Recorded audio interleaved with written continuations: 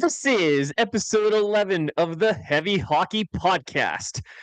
And I'm Lotsy, you know me, and I've got Dash in the Park and Kevin McCurdy with me tonight. How's it going there, gentlemen? Good, man. How are you doing? Excellent. No complaints over here. Fun day of hockey. Yeah, especially doing great after a fantastic day of Olympic hockey. So let's get right into it. We got some Oilers news to cover later on in the show, but for now, we're going to spend a little bit of time talking about what happened on quarterfinal Wednesday at the Olympics.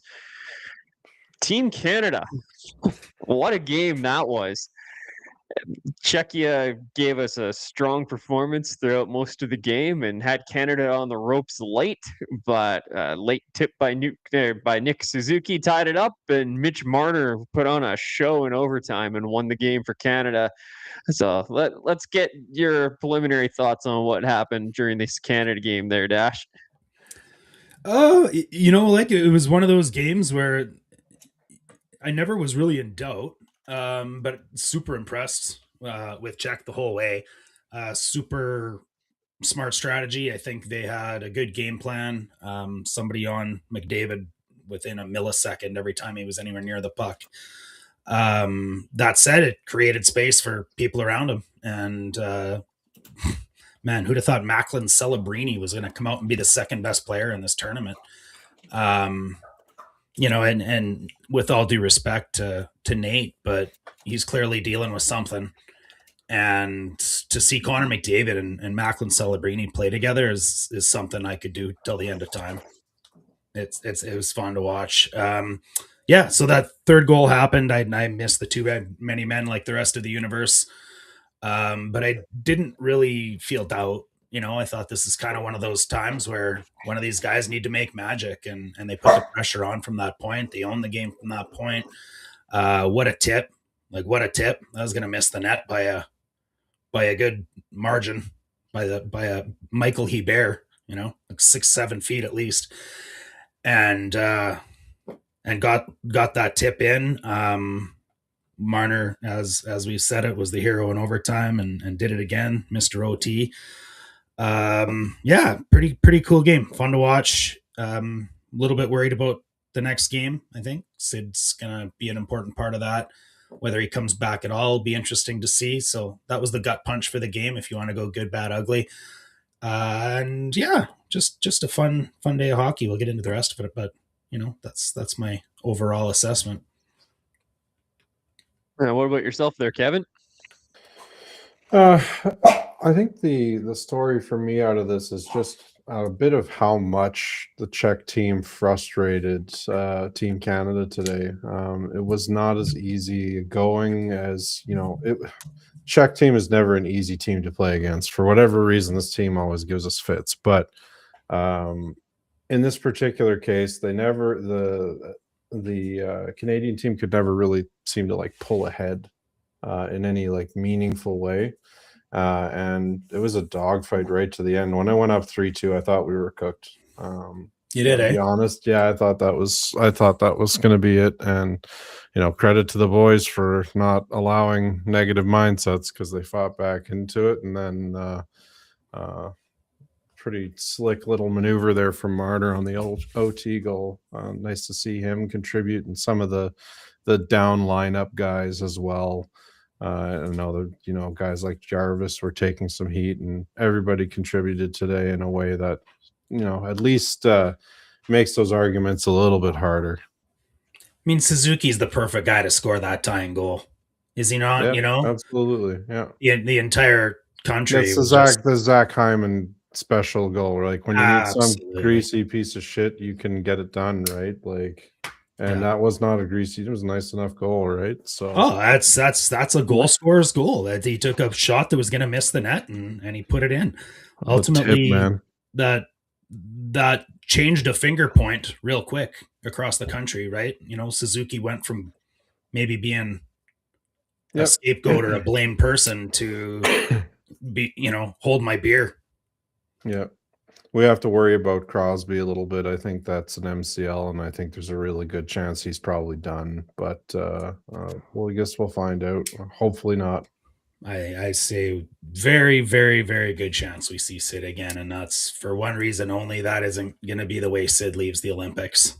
You and I are old enough. I don't know if Lotzi is, but I remember Steve Eiserman playing on one leg for an entire Olympics, days after an MCL surgery. So I don't think Sid's going to make his last game be like that if it means sitting on the bench and taking 5 to 10 shifts on the power play and whatever he needs to do. And, it just depends on if there's structural and if it's what it's rumored to be and it's an MCL, it just depends on what structural integrity is left in the knee, right? If there isn't any, they're not going to be able to, wheel him out there with a pogo stick. Do you know what I mean? Well, it just depends on the tear and the degree of the tear. I've torn an MCL, so I know exactly what you're saying. Mine happened in football, and I took 3 steps back to the huddle and said, I better test this thing to see how much strength I actually have in it. And then when my knee and ankle were touching the ground at the same time, I was like, oh, all right, let's just roll over on my back here. Matt, structural trainer is cooked. All right. I mean, yeah, I'm kind of with you, Dash. I don't think we've seen the last of Sidney Crosby in these Olympics. I just don't, unless he can physically not walk. I think he's going to find a way to play. But at the same token, though, you got Kyle Dubas in the building today and watching that unfold, and he's probably going to ask some questions about the treatment of his star player. But some strangers on it today, on it right now with this comment. This is why you need depth. And Dash, you alluded to how the Czechs were playing McDavid throughout this game. I found, especially in the second and third periods, they were just lining up at the blue line double and triple teaming him. They were just suffocating him. And he still got 2 points on the night, which were huge. Like that first goal by Celebrini and the assist by McDavid was awesome. Then the power play goal by McKinnon. But of course, the Czechs knew they had to shut down McDavid if they wanted to win this game. And they did that in the second and third periods.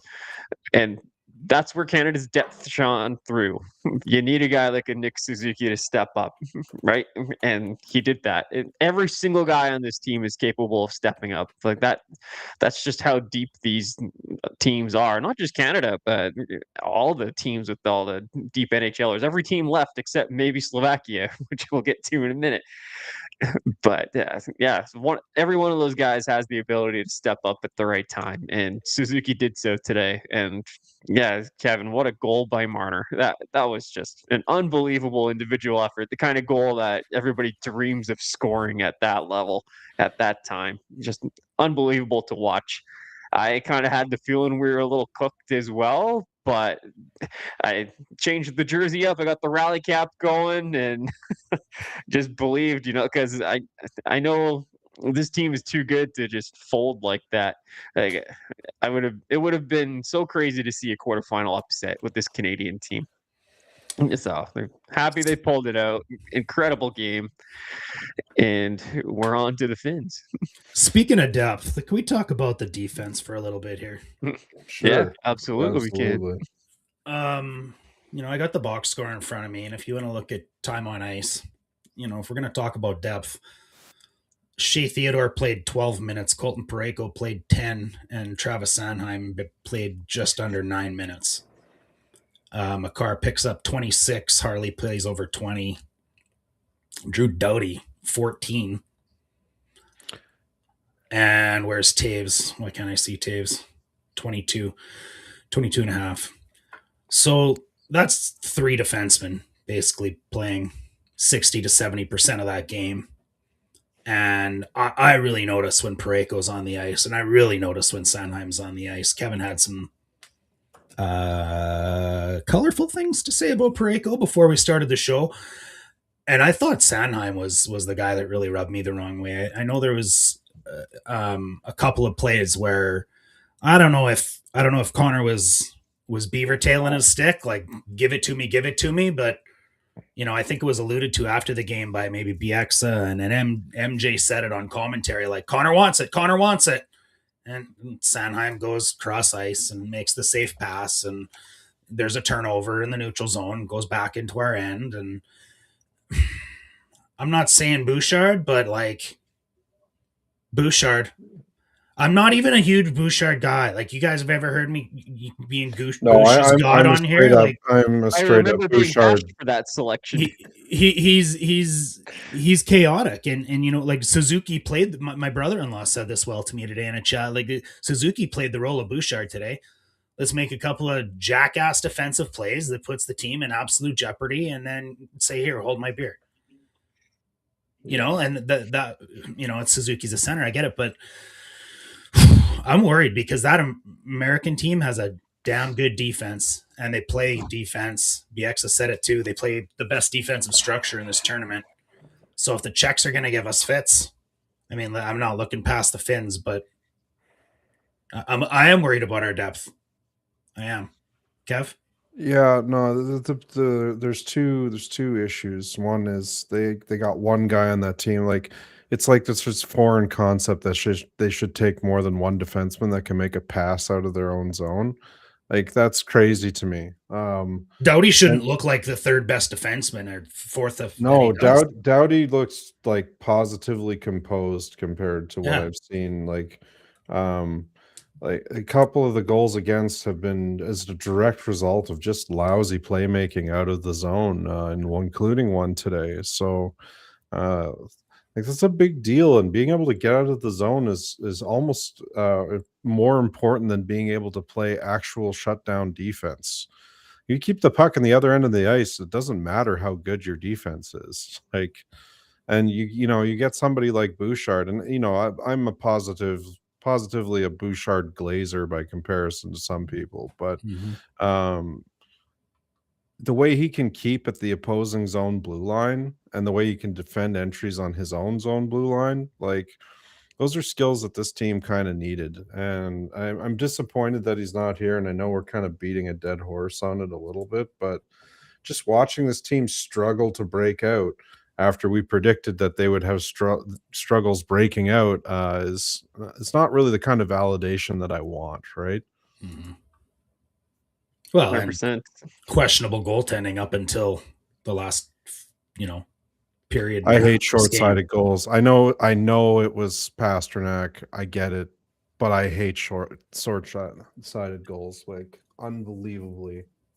Benner's let in at least 3 goals that I've said he really should have had that in the Olympics. Amen. It was a 90-mile-an-hour slap shot right past his ear, but like, all the credit, a save somewhere, right? Yeah. Too. Well, and he did in overtime. Yes, he did. He also these guys all go to like the Stuart Skinner, Tristan Jarry school of goaltending or something, man. They let like 2 or 3 in, and then they just like absolutely slam the door with like just the most insane shit you've seen in your life.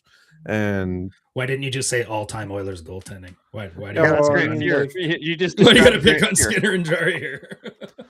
I mean, but it's kind of true with those guys, right? Like, you know, people would get driven crazy by the Skinner softies, and then the man would go nuts for the rest of the game, and the Oilers would claw back into it. And and that was never said about Smith. That was never said about Koskinen. Oh, even Steven Smith could be like, well, that, I'm being right? Fantastic, bro. Of course, yeah. I mean, like, every Oilers goaltender seems to have had that.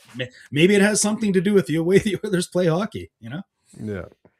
When your culture's built on having to outspare your mistakes, it's a little tough to. I have a hard time looking at the defensive zone play and go, you know what? Evan Bouchard definitely would have made this worse. Do you know what? Yeah. But I totally agree. That's very well said. Yeah. Jeez. Like, that cherry yours is a little more level than it has been before. Yeah. No, you look at these plays and you're like, yeah, he might have coughed the puck up here, or more likely he would do what he normally does when he plays 28 minutes a night and make some crazy play to McDavid when he's going Mach 12 with his hair on fire. Like, 14. The only guy on that team that can hit McDavid reliably is Makar. And if they need to split McKinnon and McDavid up, having 2 defensemen that can pass to their 2 superstar forwards seems like a no loss situation for the team. Like, we've seen Evan Bouchard step up in the playoffs. He plays solid defense and actual defense, right? Like, I don't think you can really accuse him of too many misplays through the playoff runs the last 2 seasons. I mean, yeah, you can argue what the 5th goal in game 6 or whatever, and that was a grenade at his nuts from Ekholm. Like, Ekholm, Yeah, I don't put that on Bouchard at all. There's one play, I believe it was in the France game, where McDavid was just flying up the ice, and you watch enough Oilers hockey, you know, McDavid's going to get that puck there. If that's Bouch, that's on McDavid's tape. But no, Parayko couldn't make the play in time. Then McDavid's going up the ice to play, stalls. And sure, there was another play later where Parayko just threw it up the wall blindly and gave it away, and it ended up in the back of the net. That's the type of stuff that we were worried about seeing with Bouchard, but we're seeing it with the ultimate safe choice in Parayko. And like we keep picking on Parayko, but like let me deflect some back to Sanheim. I'm sorry, but like I think it's maybe because he's right-handed. Like that's where because I see, like you said, Ryan, in Oiler fan muscle memory, you think, oh, McDavid's doing his loop. He's starting to pick up speed through the neutral zone. And having that right-hand shot, you know, like it's a bang. Yeah. It's going to be on McDavid's tape as he hits. And then I see Sanheim go the other way. And I'm like, did you not see McDavid? Like what? Maybe we just see him too often to understand his trends and see it. But I really, like, for me, it's Sanheim. I just like, and you know, his ice time shows it. 8 minutes, at least Parayko can invade some space in the crease and throw some cross checks and have a little bit of intimidation. I don't understand what Sanheim brings to this team. That's the guy for me. So I don't know. I think he plays defense like the Canadian curlers don't touch the granite. And that kind of makes the loss right now, man. That makes the loss of Morrissey even that much more impactful. Yeah, absolutely. He can move the puck a lot more than and Sanheim wouldn't even be playing. Yeah, that's totally fair. Like Morrissey is that other guy to an extent, but I just don't think you can have too many of them. Like, I get it. Again, Bouchard has his defensive warts. He's not perfect. A lot of people think he's lazy. I don't think it's laziness with him. I think he's just got I think he's a little too chill sometimes. Like that man has ice water for blood. He does not get upset. He does not get bent out of shape. Like he doesn't lose his cool. And he's pretty nonchalant sometimes. I don't think it's a laziness. I think it's just a perceived threat thing. And yeah, he gets burned or he gets tunnel vision and he misses the guy that's going to pick a pass occasionally. But when you handle the puck as much as he does, that stuff's going to happen. I mean, we saw Makar give one away today, I think. You know, it happens, and it's how the team recovers from it. And in the case of the Oilers, it seems to always end up in the back of the Oilers' net, or at least it did prior to their goaltending changes. And with Makar, they have considerably better goaltending, and they tend to get bailed out a little bit more. I think what it is with Bouchard is it's a combination of things, and it's, I don't know, maybe like the sum. What's that idiom? The sum of the parts are greater than the greater of the sum of the parts. Help me out with whatever that is. Yeah, we know what you mean. Fool me twice, shame on me. However that. Yeah.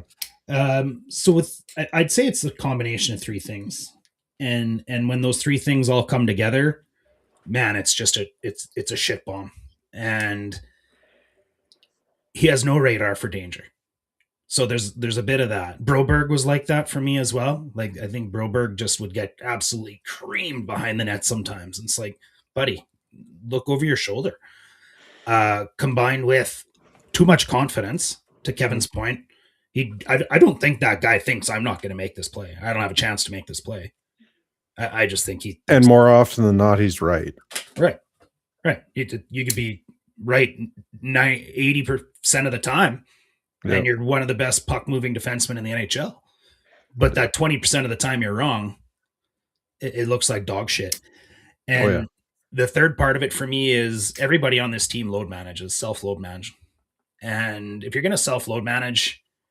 You can hide that a bit as a forward. You can probably even hide it a bit as McDavid because you're skating around a lot and not doing much. That would describe a lot of people on our team skating around fast, not doing much, or skating around slow, not doing much. But when We're talking about Bouchard, McDavid, right? Like that the guy that has involvement in more than half of the goals scored in the whole tournament for Canada. I'm talking his Oilers. Oh, okay. playing Okay. days. I'm just How checking. I just wanted to make sure we're on the same page. the here. Oilers self-load manage.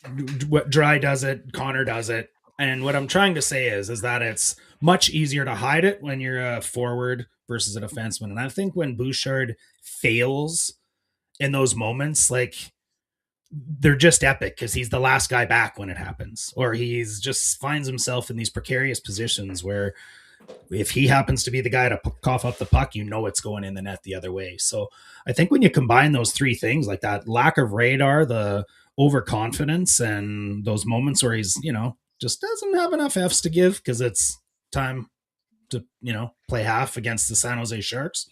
Yeah, but I think if you put him in this game, that stuff that goes away. And the other thing I think with Bouchard, and one of the reasons I actually wanted him in this tournament is because you've seen all the comments from people like, oh, this is what it's like having McDavid on your team. Well, can you imagine if people actually watched 60 minutes of Evan Bouchard play hockey, that maybe some light bulbs would go out and maybe there would be a shift in perception going, holy shit, this guy's actually good.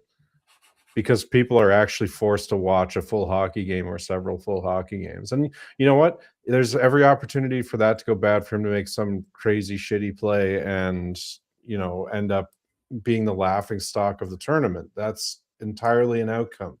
But I would bet money that it wouldn't be that. Somebody can fact check me on this, but I think if the last two playoffs combined, he's the leader in plus minus defensive points and overall assists, even maybe. Like he's third among all players in scoring in the last three playoffs. Right? Not just defensemen, all players. Smashed Paul Coffey's records, Yeah, no, he catches a lot of unnecessarily low energy hate from people that just don't understand the sport of hockey or refuse to actually watch what he does, and all they see is the negative stuff, right? And again, I will fully admit I am pretty defensive of him as a player because I'm extremely impressed by what he brings 98% of the time. Yeah, there's absolutely times where I go, well, what the hell are you doing, Boosh? No question. But overall, he's a dude that brings way more than he takes away from the team, right? Every year for multiple seasons, any narratives to the contrary are just not really backed up by results. Hey, I totally agree that he should be here over some guys. Parayko and Harley's a guy I thought had no business being on this roster, but I think he's proven me a little wrong. I've liked his game.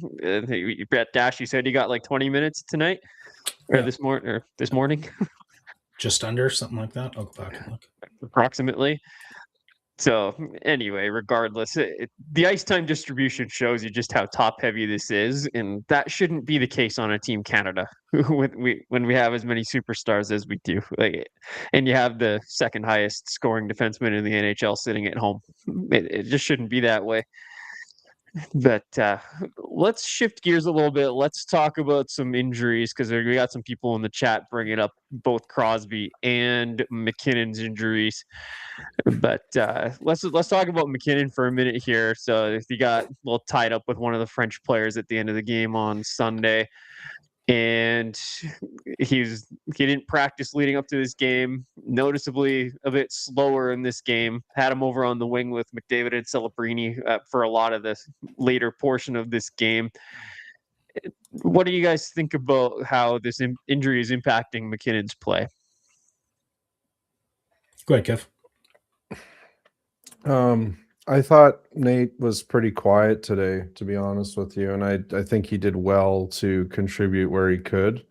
But it's pretty clear that he's not 100% right now, and I would say that that's the case for a few guys on this roster. So we're going to hope the stores that they brought with them are deep enough, but I have a feeling the roster is going to be pretty strained by the end of the tournament. Do you feel it's affecting his skating? I honestly wasn't watching Nate that close, specifically. I don't think So it was. Like I thought he was moving well. yeah, but even like couple percentage points in performance, it's pretty much imperceptible. But if there's just that one thing that he can't do or that he has to stay away from, then I mean, you know how it is, man. If you're not 100%, then you make compromises. When you make compromises, you lose. At this level, that 1% of performance that gives you the edge. Yeah, you become Exactly. ordinary, or you become a superstar instead of the second or third best Well, we've seen player. what McDavid injured looks like. He looks like a normal NHL player that's still really damn good at the sport. But when Yeah. McDavid's healthy and he's putting it together, nobody can touch him.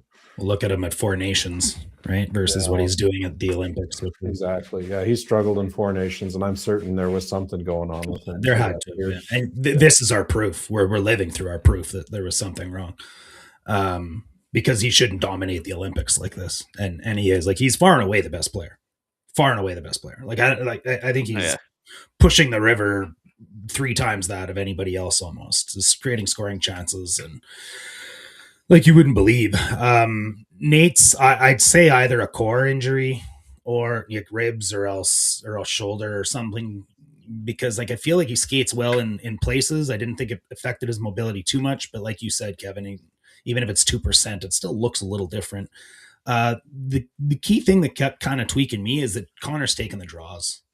Like, he's being protected on the wing, and to me that tells me, if you can't take a face off, it's maybe Oh, can we put a Oh. pin in that one for a second? Sure, 'Cause yeah, the face-off thing was just Oh, we got pissing me off. owned. Like, it was really bad. Like, we could not win a face-off for the second half of that hockey game. I'm like, can they not just send out Draisaitl? Jesus. Yeah, absolutely. Get the burger flipper out there, man. Like, Well, and then look at the Americans. yeah. Right? Like, I don't think they lost a face-off in the third period. I didn't catch any of that game, but I mean, that line with McKinnon, McDavid, Celebrini, you got 3 natural centers there, right? So you're Nate, the only right-handed one there. There'd be time and place for him to take the draw if needed, but McDavid is kind of the best of the 3, so you put the best guy at center and have him take the draws, right? Like, Yeah. and Cooper was loading up McKinnon with those 2 at times previous to the McKinnon injury. So I don't know if it's partly the strategy or if it's to protect him a little bit. But Austin Hockey in the chat here says that he didn't see him powered by a defender at all today, and I didn't really see that either. Part of that could just be that being a product of him playing the wing and like being attached to the wall a little bit more, not getting the chance to really dial it up through the middle like he might in an NHL hockey game. Man. But I don't think we can discount the little knee injury. I don't know what he's got, but it The looked neutral like zone lower trap, body. though. The trap today that they were playing was gross. Like, they had so Yep, that's much a trouble factor. getting through the neutral zone and into the OZ. It was really, really tough going out there. Well, I saw one of the other preliminary games, intermissions. They interviewed Doug Armstrong on the panel, and they asked him if it was a plan to put Mac, and Mick all together. And it said there was a shift. I think BX actually went back and asked Armstrong, and he kind of just agreed that that's what happened. But there was a shift where something happened, and Wilson kind of pulled himself. Like, he came out and then did a lap and just went right back to the bench. And you could see Coop like, okay. And just like, Mac, Nate, you go. And that created the McDavid, McKinnon, Celebrini line. And then I think they lit it up immediately, stayed together. But up until that collision with McKinnon versus France, I think they were still taking turns on faceoffs. I don't think McDavid was taking exclusively like he was today. But yeah, the US game was similar to ours, how the US was winning. I'll just go try to find some stats, but I'd be shocked if Trocheck has lost a face-off in the last game or two. And I'm not kidding. Like, I kept watching and watching. I'm like, Trocheck doesn't lose draws. And then the announcers actually said it with like 4 minutes to go. They're like, oh, this is why Garen wanted him on this team. And here he is. And so On I'll the go try and states have look. the States have played against some pretty good centers in the last 2 games. They got Germany in their last preliminary round game. That's Draisaitl, Stützle, right? Mhm. And then today you would have had everybody on the Swedish team. So there's it wasn't like those are easy gimme face-off wins for Trocheck. Let's use that to transition into some of the other games that happened today. Let's talk about the Americans against the Swedes. It was a nothing game until I think it was in the third period. I didn't watch that one live, so someone might have to correct me if I'm wrong. But I know the States went up 1-0. Sweden tied it with a minute 13 or a minute 31 left. Mika Zibanejad from the left circle, and then Quinn Hughes in overtime won it for the States. Are we surprised that game was close? Like, I don't think any of us are surprised that the States won, but are we surprised that it was that close? And should we be worried about the States scoring going forward? Because they only put up 2 in this one and only 1 in regulation time. I think, I mean, the difference between the US and Canada is that the US is basically better at D, better in goal, better with depth, and doesn't have the high end superstars, in my opinion, that Canada does. So our high end superstars need to take over the game. I mean, I can't find face off stats, but you're looking at even time on ice. Like, Matthew got 18 minutes, Eichel got 21 minutes, Brady got 16 minutes, McAvoy got 19 minutes. Boldy 18, Faber 19, Matthews 18, Getzel 17, Slavin 18. Like everybody played 18 minutes, other than Clayton Keller, who played 4 minutes. It's literally the difference of watching the Edmonton Oilers versus the Florida Panthers, like kind of all over again, right? Yeah. Like they're similar styles of teams. Yeah. I get it that this is an extremely high octane version of the Oilers, but like just how they do minute distribution, some of the coaching decisions they make, overall like management philosophies and stuff, and just places where we've kind of owned golds into a little bit more mediocrity than we should at the for the purposes of being loyal to people who were there for 4 nations, right? Like, so are you saying that Cooper is going to the nuclear option too often? Well, no, I'm saying John Cooper is John Cooper, and let him coach, and we should probably take that advice about Chris Knobloch a little bit more too. Yeah, fair. Absolutely. I think that's a fair assessment. I think the States, they're stacked on defense, and we know how good their goaltending is, but I don't think their forwards compare to Canada at all. I think we have the best top end superstars in the tournament. I think we've got 3 of the top 4 scorers in the league right now, I believe, and Leon being the one that we don't have. Right, where States are deep, but I don't know which one of them is going to break a game open. I could go through a list of Canadians that could break a game open up front. So if it comes down to that, which Quinn Hughes, seems does to he be, count? I mean, he did win the game for them. He's not up. He's not up front. So you're right, Ryan. But that would be. Yeah, I think he's the game breaker on that team. Honestly, like he's the guy that scares me with the puck on his stick. He doesn't scare me in his own end. I don't know. But no, that's probably right. I mean, if your game breakers from the back end, how far are you really going? Right. That's kind of my point.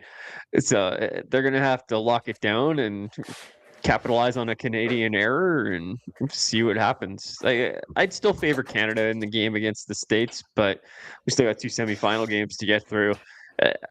Canada, Finland. Or actually, before we go there, let's just kind of give the other quarters their due, because we had a couple other one other really good one, Finland and Switzerland today. Another comeback overtime victory. Finland was down 2-0 to the Swiss, and they came back on them and won that one in OT. Arturi Lehkonen does nothing but score big goals. So right. Fun for them. Yeah, sad to see the fate for the German team. I mean, I've got a little personal attachment to the German team because of my German friends. Shout out to Nicholas and Spenya. I'll have to send them to the show link after this. But yeah, I know they were in attendance for that game, Germany Slovakia this morning. They're at the Olympics in Italy right now, and yeah, so I was sad to see them have to suffer that loss and take that one on the chin in person. But Leon had himself a great tournament, second in the tournament and scoring chances created. Not the point output he would have wanted to have, but still had a good tournament. But the Slovaks, my goodness, they're far better than I could have ever predicted.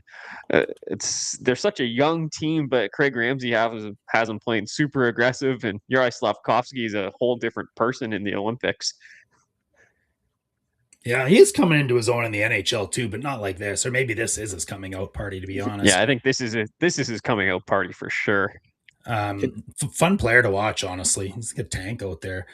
Yeah, it was an interesting game for sure. I really enjoyed watching the third period because that's all I caught. But third period overtime, and yeah, like Lehkonen, Mikkola is so good. Like you don't realize how good Mikkola is until you watch too. Like I was really impressed there. I heard that Paul Maurice was asked to coach the Finnish team.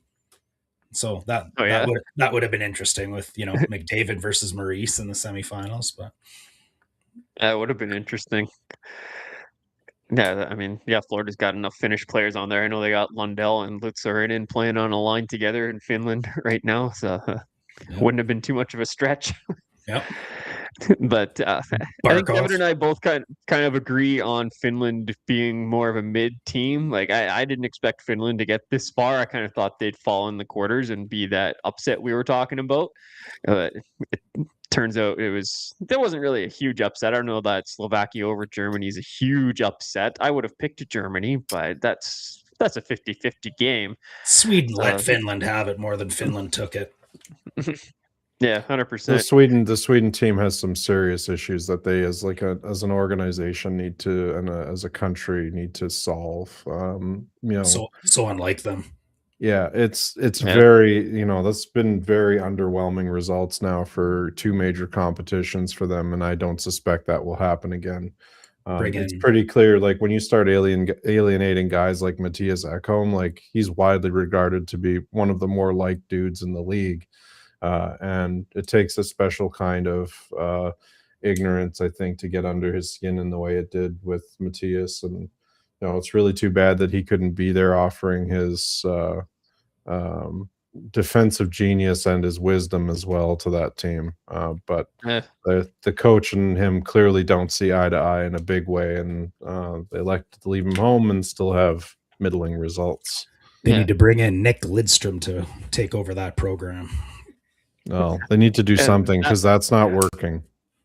That brings me to another question I had. I think it was Craig Button. I'm reminded of something he got on a show. It might have been Nielsen's show earlier within the last week or so. But talking about some of the coaching in this tournament and talking about the European coaches having to adjust to the NHL ice surface or something that's even smaller than the NHL ice surface. Yeah. And here we are in the Final Four. There's Canada, the States, Finland, so one European team, and the other European team, Slovakia, is coached by Craig Ramsey, former NHL coach, North American coach.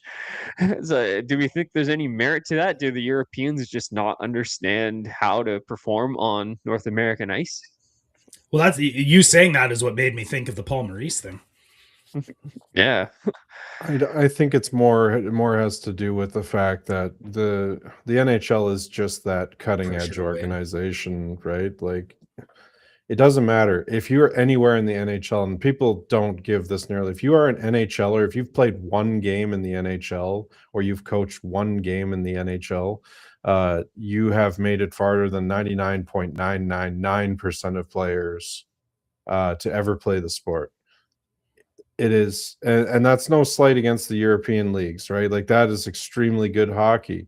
Collegiate hockey is extremely good hockey, but the NHL is just this, like, you even watch it as guys transition from the AHL to the NHL, and they always just say it's just so fast. And if you ever get a chance to sit, ice level and watch the sport behind the goal line or even along the boards, but at the end is really something when you see these guys actually moving at full speed. It's a crazy fast sport at that level, and I think that takes a certain kind of coach with that experience to deal with the strategies necessary to mitigate some of the risks of that. Remember after the Four Nations, Connor said that was the fastest hockey he'd ever played in his life. Yep, and look at him; he broke his own speed records following that. Like, he's just going like this. Dude hasn't changed his skates out in 5 years, and he's out skating every piece of technology that's come out. I mean, why would you change your skates when you got nitrous oxide in them? Well, he just does it because there's no flex, man. Like, I know jokes aside, like he might as well have rocket boots on, right? Like, it's crazy what he can do and what these guys are capable of, how far they're capable of pushing the technology. It really is nuts. But yeah, you're right. Like watching the game, even in the lower bowl compared to the upper bowl, it's a whole different experience. But when you're Yeah. down by the glass, oh boy, that is real different. But yeah, talking about the Four Nations being quick, and like this tournament is probably on par with that, if not quicker. It just depends. There's more teams in this tournament, which kind of pollutes the pool a little bit, dilutes it a little bit, right? But this is still some incredible hockey that we're getting to see. So Yeah. we're very lucky to get to see it. And we still got 3 more games, or 4 more games. I guess there's a bronze medal game too, but 4 more games of this. And I'm excited to see it. So do we think it's anything other than Canada, US in the gold medal game? Let's not get cocky. Yeah, I don't want to go there. It's not, and that's not a lack of belief in the team. It's a one game at a time, one period of time, one shift at a time, get to the finish line. I hope so, Lassie. But I hope so. No, Yeah. it's the game that the world deserves to see. It will be, that'll be a game with how things have gotten politically and just the general like state of the world for the ages. Like, unless you you're mean talking women. like Summit Series level of game, right? Like, oh yes, yeah, for sure. This is. There's no doubt. This is well said. Yeah, this will go. I mean, just the 12-year gap is what makes it that, right? Yeah, that adds a little something extra. Yeah, well yeah, said. and there's some guys on here that haven't won Stanley Cups. We know primarily who I'm talking about, but are really want to win something. And man, I can't think of anything to. Can you imagine just for a moment if Connor wins gold medal, what he's going to look like coming back from the Olympics? Like, here's the thing: I've heard that today, and shot out of a cannon and has nothing but confidence, and you think he's going to tear up the league, or do you think he comes back because he gave it all and no, you're not leaving anything behind. So, I honestly don't think that guy's endurance is human. Like he's got that same kind of thing going as some of the swimmers do, where he can just go and go and go. Like and I get it. I say sometimes, right, that it's fatigue setting in, and yeah, I'm sure there's times where he's got something going on and he's a little sick and whatever, but the guy's endurance is pretty incredible and unlike just about anybody else in the league, I think. Okay, sure. But what you can't improve on a treadmill is emotional endurance. Yep. What's a better way to say this than finishing early? But I don't want him to. Nah, I think if they manage to win it all, I think that's going to be an incredible motivator for, he's going to get that high of having won something and an opportunity to finish out and win something. Like that man thrives off of winning. So if you let him win if he wins through extensive personal effort, he'll take it. Yeah. You will be lucky to slow him down with the medal on the way back to Edmonton.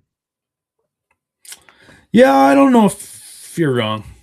A little bit worries, that you just kind of hit your emotional peak, and I've done. Wow, that's fair. That's fair. Well, this tournament isn't over for McDavid either. And if the U.S. play like they plan on playing, if we get there, Yeah. I'm a little Yeah. worried about that too. I personally don't Idiots think taking a run at somebody. I personally don't think there's a way Connor comes back hot from the Olympics, just because it's such an emotional investment to whether they win or lose. You lose, you come home and you're dejected and your feet are going to be dragging for a little while. And if you win it all, there might be a little championship hangover for a week or two, which I know Connor is very accepting of. He's okay with struggling at the NHL level for a couple of weeks if it means he can win a gold. Yeah, I support him in that. That's all good. But I'd agree with you 100%, except for when Kevin said that if he gets a taste of that winning drug, that he might get it, and there's nothing that can stop him. He's gotten two tastes of losing. Argument. He's gotten two tastes of losing, right? And big tastes in ways that emotionally scar you. And to get something that emotionally satiates you in the other direction, I don't know, man. I'll never bet against him. Let's put it that way. Let's do this. Let's do this. Lotsie, hit my music. Oh no. All right, I'm gonna go with it. Here we go. Dash's music coming right up. Yeah, I mean, we're calling you crazy a lot tonight.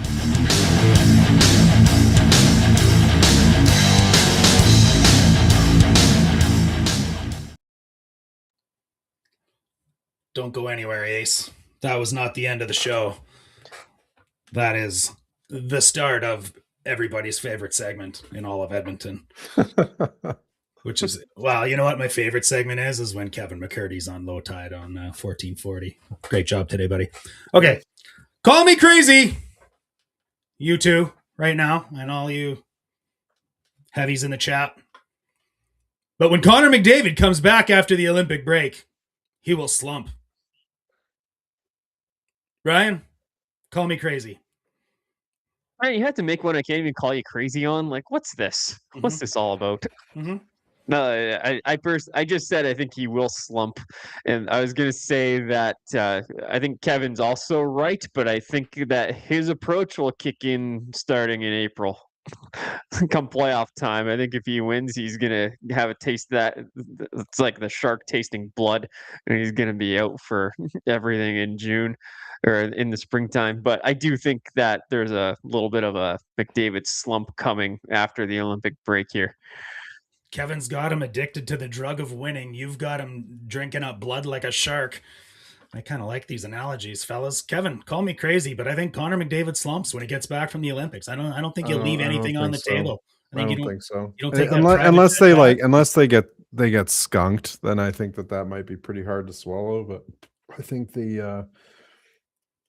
if they manage to win it all, I think he'll be another man possessed second, he's going to probably look pretty close to the best out of everybody coming out of the break, right? Like, he's been playing hockey this whole time practicing, and not to say that the guys haven't been practicing, but the Oilers are famously bad coming out of long breaks. And I think that Connor doesn't really have any excuses there one way or the other, because he's been playing at a very high level, even though it might take him a bit to reintegrate with the systems the Oilers use rather than Team Canada uses.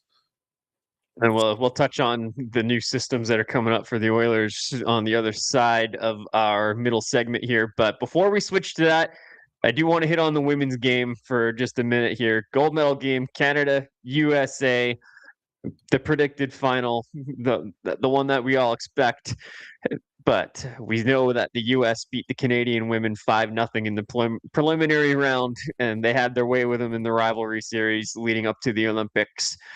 Canada lost a game 2-1 to Switzerland in the semi, a game where they heavily outshot Switzerland and only won 2-1. So are we worried about our Canadian ladies against the States here, or do we think they can pull this one out?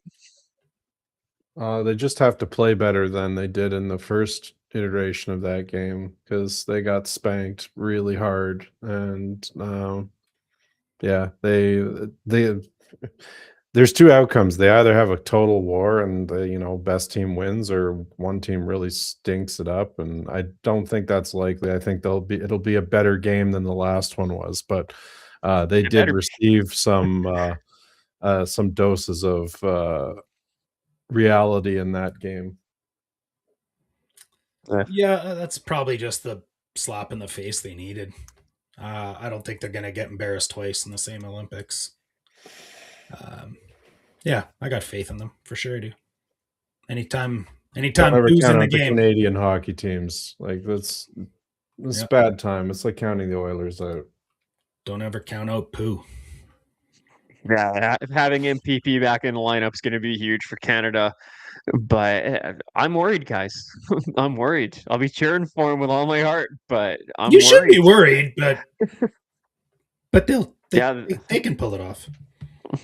They can, but I'm heavily favoring the States in this one. If I'm placing a bet, my money's on the States. But y'all know I'm Team Canada all the way through and through. But I got to be real. So yeah, I'm a little worried, but well, I'll be watching and cheering them on like the rest of Canada will be. So with that, we're going to move into a little reset here. You're watching the Heavy Hockey Podcast, episode 11 with Watsy Dash in the Park and Kevin McCurdy. And we are going to spend a couple minutes talking about our upcoming flagship event, the Heavy Hockey Showdown, coming up on March 14th. So a charity hockey game in benefit of the Sexual Assault Center of Edmonton between Team Heavy Hockey Network and Team Edmonton Sports Talk, just in case you're unfamiliar with the event. That goes at the Downtown Community Arena, March 14th from 1 till 4 p.m. It's free to attend. We're going to have Rob Clark singing the anthem. We're going to have Hunter the Lynx in the crowd causing havoc doing his thing. And we're going to have lots of activities for the kids. And so it's a very family-friendly activity. So a great way to spend a Saturday afternoon with the family. And I'm going to put the QR code up here for the Heavy Hockey Showdown pre-party. You'll see the QR code upper left-hand corner. That's going down the night before on Friday night, March 14th or March 13th at the Canadian Brew House. Doors at 5. Oilers game on at 6. Tickets are $10. Come in, watch the game, and we'll have the silent auction running in the background as well, so people can come check out the items and the bidding's online. And I'll get the link out to you guys on my profile here within the next little while. I don't have it up there right now, but yeah. The Heavy Hockey Showdown's got the silent auction open now. Bidding goes till 8 p.m. on March 13th, and that'll be in conjunction with the pre-party. But we got that going on. Edmonton Sports Talk's going to be doing their Oilers pre- and post-game shows live from the brew house that night. So it's going to be a great night, a great weekend full of fun. And for the silent auction, we got a ton of great items this year from a lot of really generous donors from the Edmonton area. And I'm going to give them their due, so bear with me as I go through the list here. But we got Kaplansky's Deli, Dark Side of the Grill, Woodshed Restaurant. We got a really awesome exclusive dining experience at the Woodshed Restaurant. That's got a lot of bids on it right now, so get in on that while the action's hot. We got a Heart and Dagger Tattoo. Gave us a gift certificate for a tattoo. We got Cranky Jimmy Spice Company. We've got United Cycle. We've got a Connor McDavid print from them, so you can check that out on the silent auction site. We got Edmonton Riverhawks tickets. We've got Edmonton Stingers tickets. We got a gift basket from the Italian Center. It's a little gift basket from Sea Change and the Southside Audi as well. And we've got a ton of art for the art lovers out there. We've got Jay is painting, Lori Frank, Giselle General Visual Art.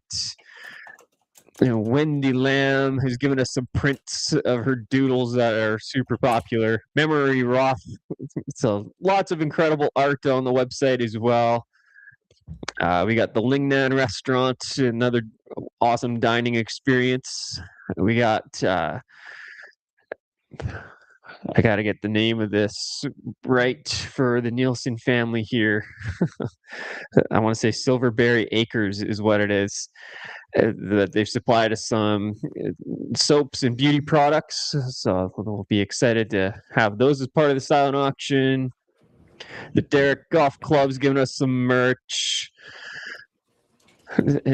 Yeah, like those are all the corporate ones that are involved so far, but keep your eyes out on the Savvy Hockey Network social media account over the next 3-4 weeks leading up to the event. We'll get lots of items showcased and we'll get lots of hype up for that.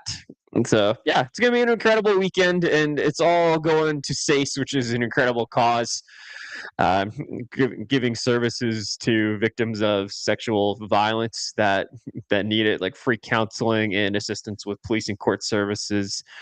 So yeah, it's a underappreciated, under talked about, and underfunded charity that needs our support. So I'm proud to be part of the event, helping and doing what we can to support it.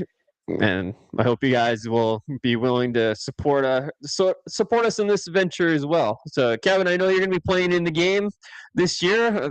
What are your thoughts on it? How are you feeling about it? Honestly, a little nervous. For those that don't really know my story, I haven't played any serious hockey in 15 years. Just I'm sort of getting back into the swing of it. That was sort of I guess a philosophical moment, we'll call it, when Dad died, that I was gonna play the sport again, and I've sort of just re-engaged with it and working through the being a bigger guy, obviously working through the conditioning and the pieces to be able to play a decently paced hockey game. So looking forward to that experience and to raising some money for a great cause, and hopefully a bunch of people listening can join us for that. Yeah, well said.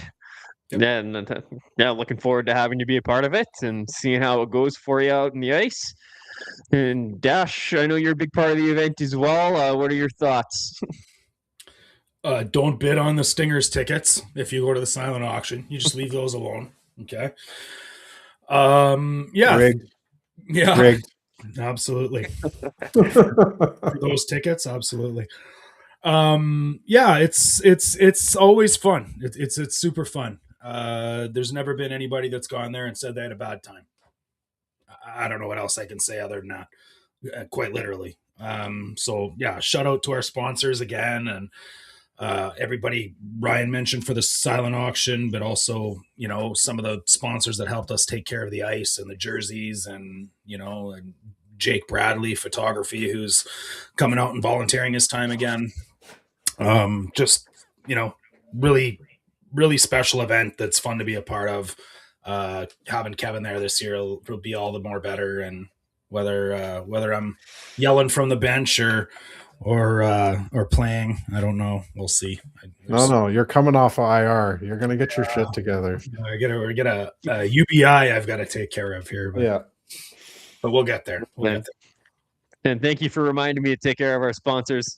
Sloppy of me. But yes, a big thank you to Turtle Island Technology Solutions and the Sherwood Park Counseling Center and Flirt Cupcakes for being sponsors of the event. We definitely appreciate everything that you guys do to make the event possible for us, and happy to have you all be a part of the event. So having said all that, I think we need to move on to some Oilers talk. It's kind of what we do on this podcast, and we are an hour into it. We haven't even talked about the Oilers yet. But big news of the day is that we have some changes behind the bench, or I shouldn't say changes, a change. But before I get to that, Matty Savoy sent down to Bakersfield for cap reasons. He's going to play at least one game this week there as per the new NHL rules. Um, according to Puckpedia, if you go by the projected cap hit for the Oilers, sending them down when they did means that they'll be able to recall him by February 25th, their first game out of the break, just because they'll have had enough time for that cap to accumulate to allow room for Savoy to come back on the roster. That's the best way I can explain it, but that's strictly a cap move. So Savvy will be back for the first game. And Alec Regula is going down there for a conditioning stint. That has no impact on our cap situation. That's just giving Regula a couple games because it's been a minute for him. And the big change behind the bench, though, Paul Coffey back behind the bench once again. The press release didn't tell us exactly in what role or capacity, but we assume that he's going to have some say on how the defense is being run. So I've got my opinions on it. I know you guys do too. Kev, I'm sure you were talking about it on Low Tide's show today, so I'll give you the floor first. Who'da thunk, hey Kev? Yeah, who'da thunk? Imagine that. Never could have seen that coming. Nobody. Nobody saw that coming. Nobody saw it coming. I'm not surprised. I think there was a quote that came out of Knobloch earlier today after he had a Bruce Willis thrilled moment there. That I think he pretty much said that Coffey was going to run the bench and Stewart had been sort of pseudo demoted to focus on the penalty kill, and overall bench management stuff was going to be Paul Coffey. And, you know, I'm not, again, I think Nobby just said whatever Paul wants. So. Well, those guys sort of famously don't get along.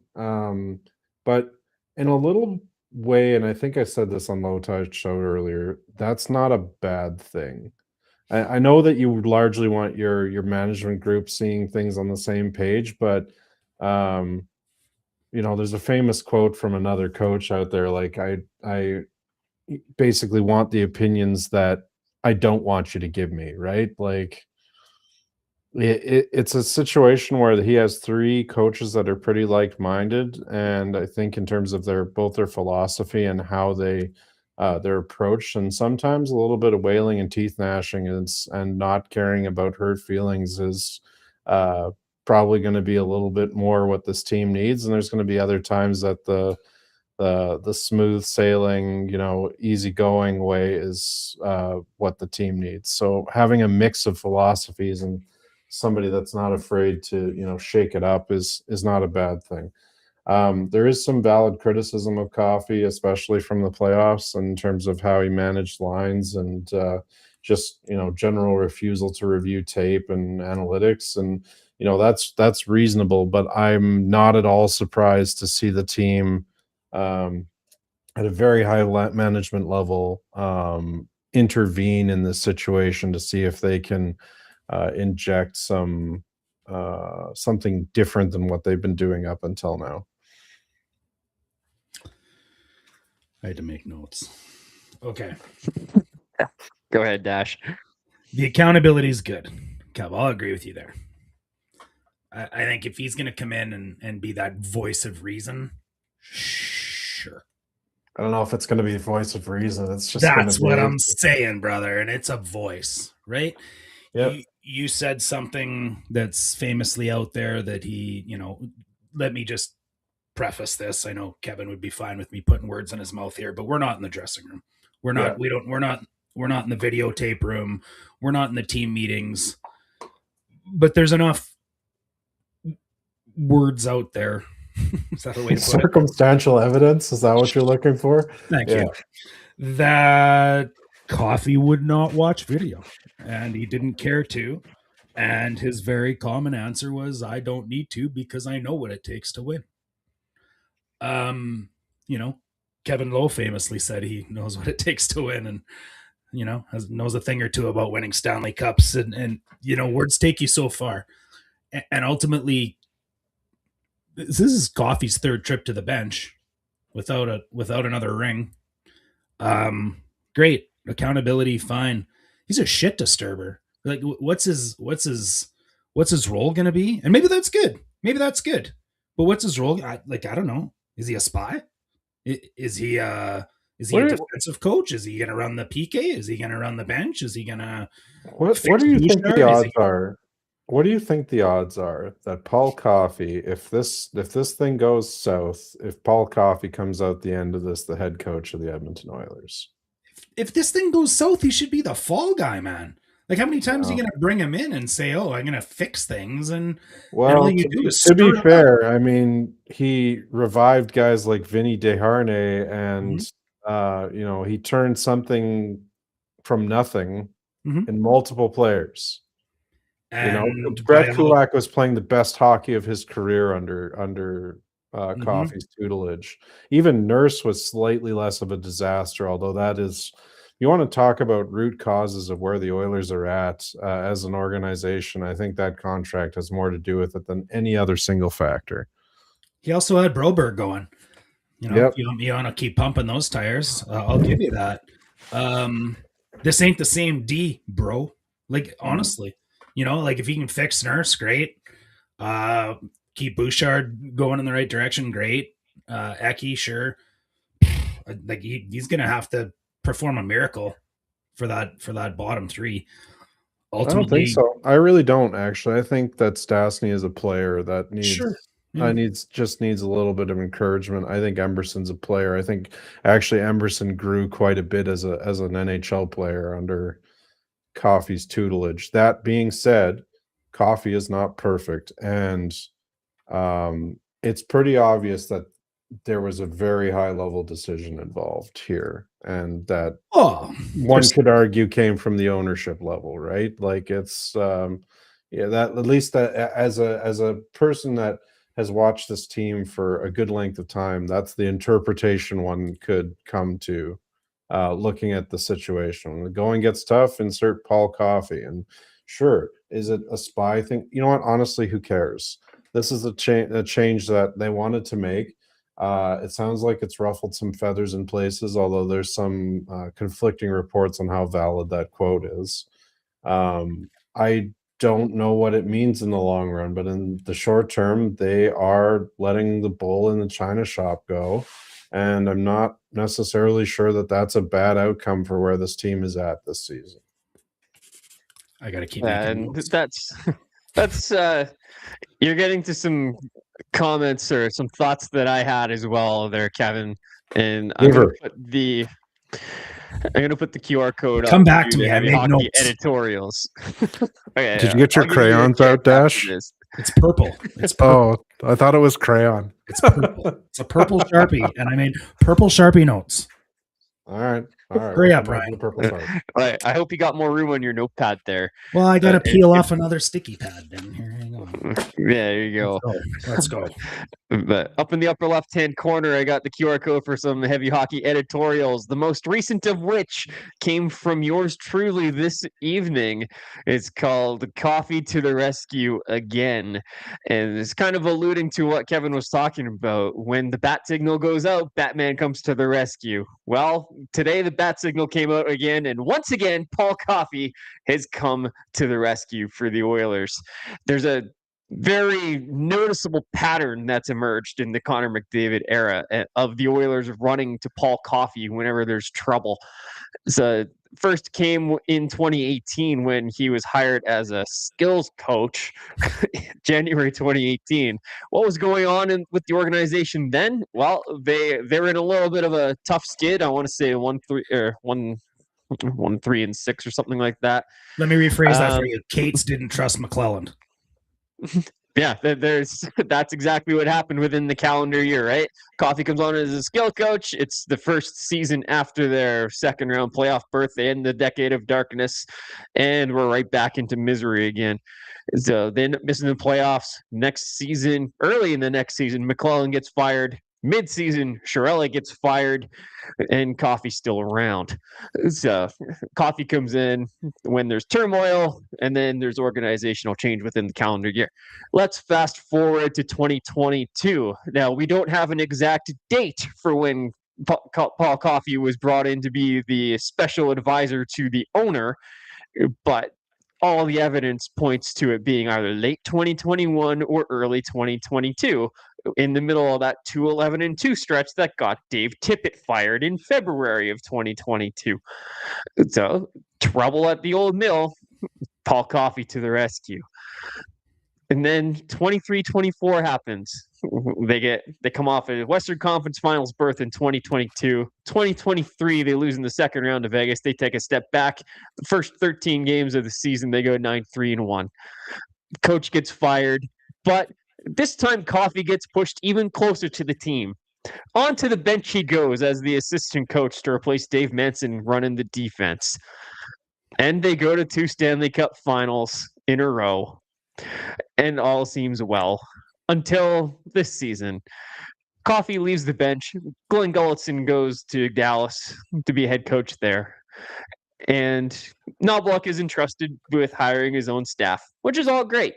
We need some stability in this organization. Those all seem like positive things. 58 games later, here we are at the Olympic break in the middle of the league standings, crying for help again because we have a roster that is struggling after having to go through a little bit of cap shavings because Leon and Evan Bouchard got raises equating to $12.4 million in a year where the league cap jumped by $7.5 million. That math adds up to some cuts from the roster. It's not rocket science to sit here and say this roster is weaker, but the Oilers don't have a lot of cap space, and ownership and the fans have Stanley Cup final aspirations. So you got to do something. Trouble at the old mill. Bat signal on. Paul Coffey to the rescue once again. I think it screams dysfunction. I think it screams toxicity. I think that especially if what your guys are saying about Knoblauch and Coffey's relationship being a little testy at times is true, that's extra toxic. Think about this. Like you have a coach that you've just given free rein to hire his own staff. You've extended him to a 3-year contract. And then the guy that left the bench in the summer, who happens to be the owner's good friend and special advisor, back to the bench. We're watching you. This isn't going well. Shape up, right? That's the message that gets sent to Knoblauch here. Even Mark Stewart, he got promoted to run the defense this year in addition to running the PK. There have been some struggles. I think the defense group has taken a step back in terms of quality, just from the personnel perspective, but I don't know if it equates to coaching or not. I think the whole team's taken a step back, but it's Stewart's problem to fix, and it ain't fixed, and his PK is struggling as well. So here's Paul Coffey for you. Shape up, right? That's where we're at. In fairness, it seems to work.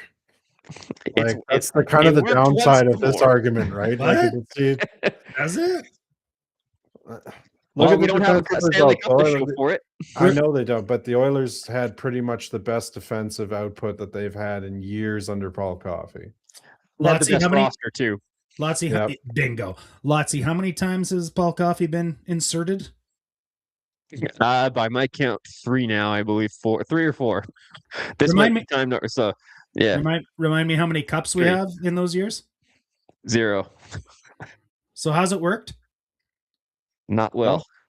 I don't know.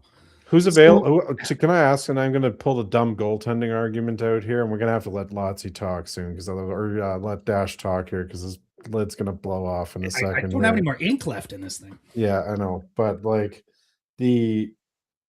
this team, for whatever reason, has always had some foundational flaw, right? And I don't think it's a Paul Coffey thing or it's a Knoblauch thing. Honestly, Woodcroft and Coffey would have been a deadly combination, and I think that might have been the answer. But Jackson wanted to, by all reports, wanted to put his own coach in, and I think that was maybe a little bit hasty. I think Woody was a gifted coach, and I think we will live to regret letting him go on the long run. But in the meantime, it's 2 years of Knoblauch, and signs are pointing to there being trouble in Mississippi with him now too. So it's a tough spot to be in, and I just don't know who's available to fill these roles right now. There was some rumor about Pete DeBoer, but Pete DeBoer's right-hand man is tied up in Boston for the time being, at least for the remainder of the season. So if they want to make a wholesale coaching change, it's going to have to wait for the summer.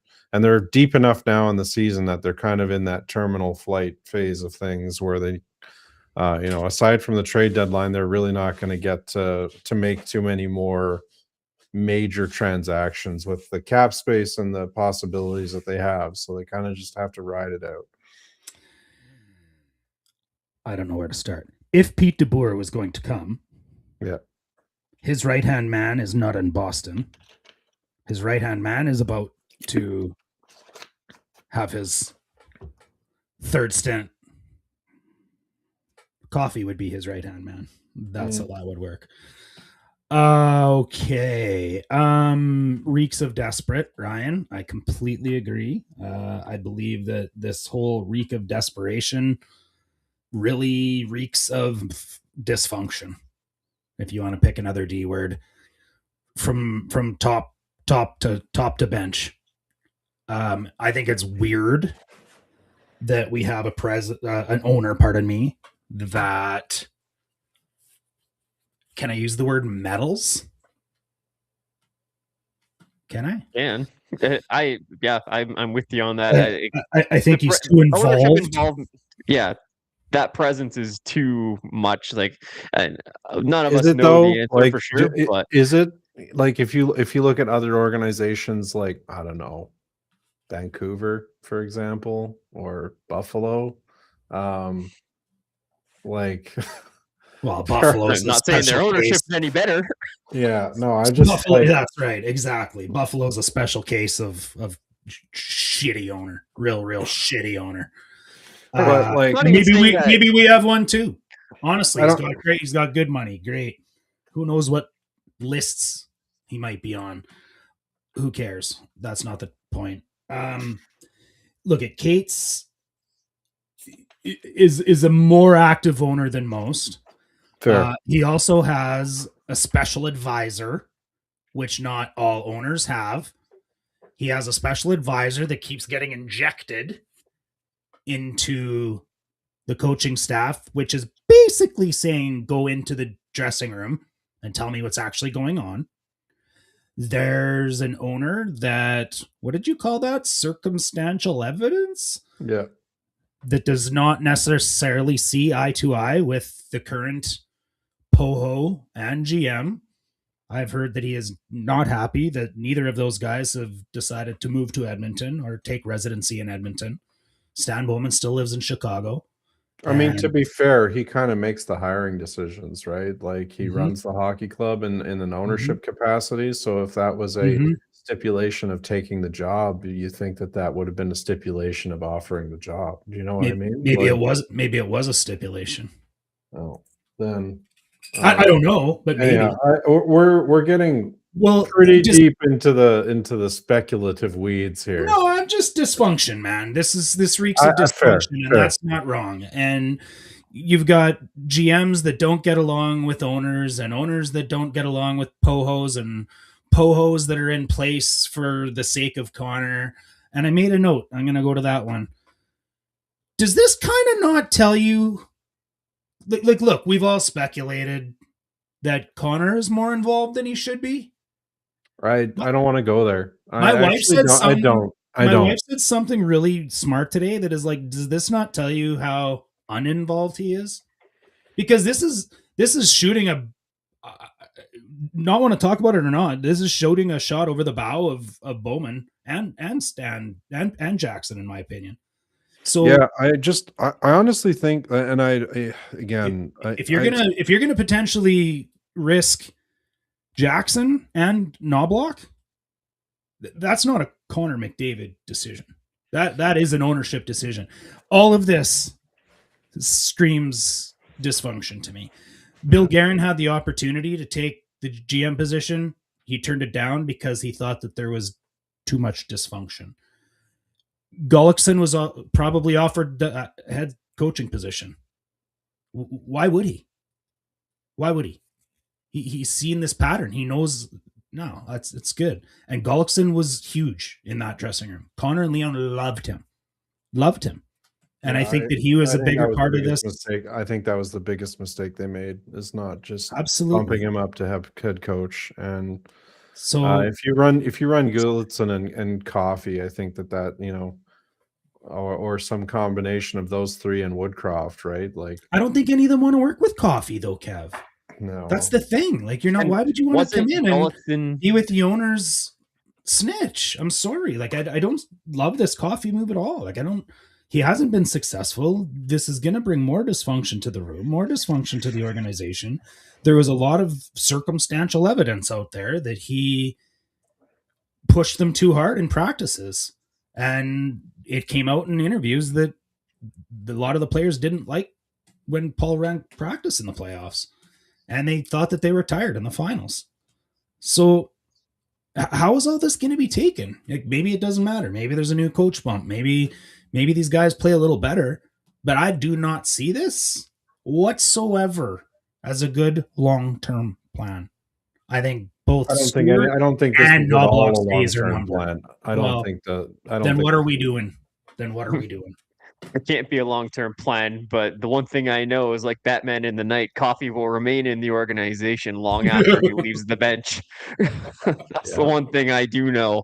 Yeah, that's fair. Now, I'm pretty sure that now someone can correct me if I'm wrong on this, but was part of Gullitson's decision not to do with the fact that his daughter goes to college in Texas, like something that allowed him to She- be closer to his daughter? Yeah, a really good friend of mine's daughter played on the same team as his daughter in Calgary, actually. Yeah, Gully lived in Calgary for the last 10 years or whatever. He wasn't in Edmonton either. yeah. But So yeah, that- she did go that's down part there. of it. That's part of it. And to Kevin's point, like maybe Gullitson and Coffee on the bench would have been the answer. I don't know. Like we've said it a couple times. None of us are in the room. I've Wasn't never been on a knowledge. pro hockey bench. I don't know. I don't know how good of a coach he is, and I'll never know. But At the end of I the don't day, think it any of doesn't us do. matter because it wasn't I an don't option. think it wasn't an option. But for Coffee specifically, though, like I can't say that he's the reason that the defense was as good as it was in the last two seasons where they made the cup finals. Like I think that's correlation more than causation. Until I have evidence to prove otherwise, it's correlation, not causation. Right. So we'll find out this season. Yep. Right? We're about to find out if Cosby really is the defense whisperer and he turns the team around and we go back to the finals and maybe even win it all this year. And we look back at this as a turning point. Then I'll start to agree with the people that say we needed Coffee back on the bench all along, and having Stewart and Knobloch around was stupid, and blah blah blah blah blah. I think until there's see that, somewhere in the middle, though, right? Like I think the truth always lies I think more he's in a the middle. defense whisperer in terms of making smart hockey plays. Like the breakout has fundamentally devalued for this organization, basically from every player but Bouchard this season. And, and he forces those guys to make plays. And part of it is the D making plays. They're the ones having to execute it. But part of it's also the forwards getting open and executing the system properly, right? So that, and I feel the forward, the quality of the forward group in this roster is way lower than it has been the last couple of years. And I think that plays a huge role in why the D aren't breaking the puck out as nicely as they were. Right, so Also different D. We're gonna find out. It is a fairly different group. At the start of the season, it wasn't, but it's evolved over the course of the season. So I mean, we're gonna find out. That's the one good thing I see in this is that we're gonna find out just how much of this is coaching related and how much of this is player quality related. Let me ask you a question, and you don't have to answer if you don't want, Kev. Get me with your best shot, bud. When Connor McDavid's contract is up for renewal in 2 years, will Jackson or Knobloch or both still be on this team? Going by the half-life of head coaches, probably not Chris Knobloch. It's 2.6 years, the average Oilers head coach lifespan, and we've already exceeded that. I think, unless Chris can really command that initial attention again, and you can label them coach killers if you want. I just think that this is a team that thrives on new philosophy and new ideas and not getting like I don't know what happens with this organization, but a new coach joins, they have some clever ideas, they do some cool shit. They break some players out into doing unique roles, for example, or having an identity that isn't just Connor and Leon. And then they go for a crazy playoff run with these new ideas and they do pretty well. And then by the end of the summer, they come out the next year with half of the ideas of the old coaching staff. Like it's like there's a library that they're forced to study of, well, when the going gets tough, just stack up Connor and Leon and send it, right? And I get it, they're the two best players in the world. There's no doubt there. But like watching what happens when new ideas show up versus what happens in the subsequent 2 seasons, eventually patterns start to emerge. And I'm starting to see patterns from coach to coach to coach that make me wonder if there's some organizational stuff at play here rather than the coaching staff. And I'm okay with swapping the coach every 2 years or 3 years or whatever it is. I don't honestly have an issue with that. If that's what the team needs to be successful, great. It just would be nice to let the guys that we're hiring to be the professional head coaches cook to their, unfettered capability. Yeah, I think that was really well said. But was it also a dodge on half of my question? No, I said I'm not sure that Knobloch will be here. I honestly, it depends on if Jackson and Bowman see eye to eye or not. Because at a certain point, having dysfunction at that level is super toxic to the rest of the team and the management staff and the front office and whatever else. So I don't know how those guys' relationship is. I don't imagine Jeff Jackson and Ken Holland's relationship was particularly good towards the end of Ken Holland's tenure. So will Jeff Jackson be here? Sure. I really don't think Jeff Jackson being here or not, or Knobloch being here or not, will have any output on whether Connor McDavid signs here again or not.